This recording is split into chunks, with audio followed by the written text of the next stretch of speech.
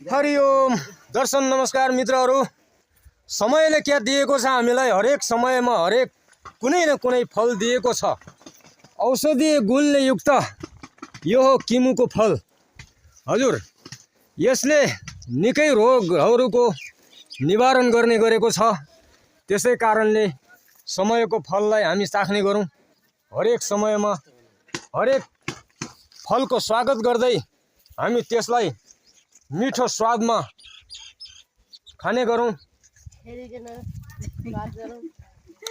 यसले धेरै रोगहरूको निवारण गर्दो रहेछ, हामीलाई थाहै छैन। यदि हामीले यसको सम्पूर्ण जानकारी लिएर हामी यसलाई खान र प्रयोग गर्न जान्यौँ, हामीले समयअनुसार यसलाई खायौँ भने हाम्रा निकै रोगहरू निको हुने गर्छन् भन्ने जानकारी हामीले थाहा पाएका छौँ। त्यसै कारणले हामी खाइरहेका छौँ।